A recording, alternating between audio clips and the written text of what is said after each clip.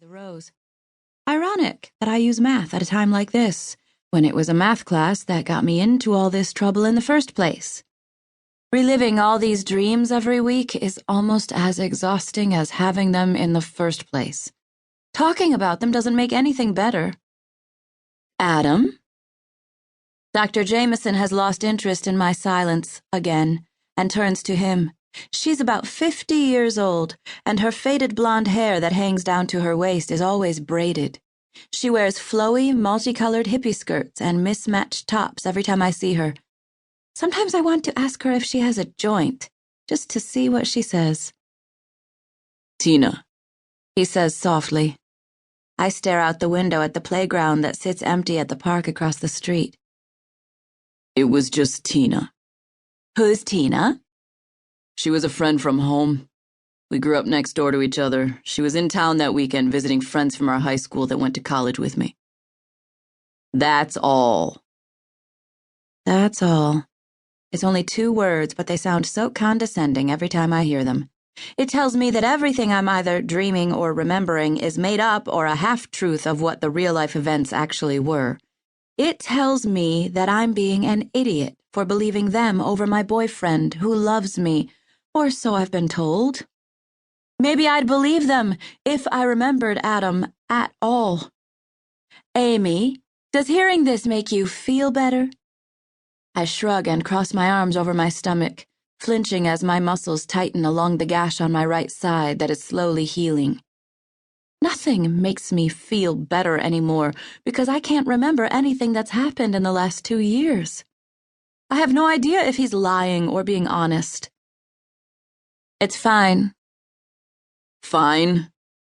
Adam's voice carries a hint of anger. He flexes his fingers wide open and rubs them down the tops of his thighs. He drops his head, shakes it once, then 2 times, and releases a loud breath. Kelsey keeps telling me that he's so great and kind and patient and funny and smart and blah, blah, blah. I've been hearing it for weeks now, and I'm so tired of it. All I see when I look at him is frustration and anger mixed with a little bit of pain. Are we done?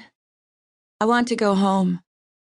We have at least 20 minutes left in our session, but they're not helping. I've been told for the last several weeks that my memory could return at any moment. Before I left the hospital, my neurologist, Dr. Hassan, told me that my memories could return gradually over time. Or everything I've forgotten about the last 2 years could come rushing into my brain like an avalanche within a split second. When he said that, the only thing I could think was that I hoped I wasn't driving at the time. Doesn't really seem like a safe place to be when an avalanche hits my brain, and I think I've fulfilled my accident quota for my lifetime. I think it'd be better if it happened while I was awake. Instead, they come to me at night as dreams, and I have no idea what's true and what isn't until I have to sit here and talk about them with my new therapist, dissecting them over and over again. How do I know if they're true? And how do I know if I'm supposed to trust the guy explaining everything to me? He may dress nice, and we might live together, but every time I close my eyes, I see a different version of him than the one everyone else sees during the day. And what in the hell am I supposed to do with that? One more thing before you leave today, Amy. Dr. Jameson is smiling. She always smiles, regardless of what is said. She has to get stoned. I have an assignment for you this week.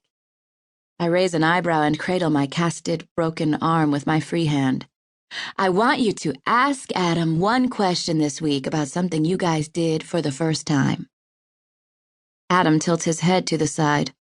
The first time? His cheeks are pink, and I think he might be embarrassed. Of course he would think about sex. That seems to be the only thing the guy in my dreams does think about. Dr. Jameson just smiles. I frown. Any first time. First date, first phone call, whatever. Just ask him to describe something you think you'd want to know about. Okay? I shrug and shift my weight to my good foot. I got a walking cast put on my left foot earlier this week, and it's easier to move around now, but still uncomfortable by the end of the day.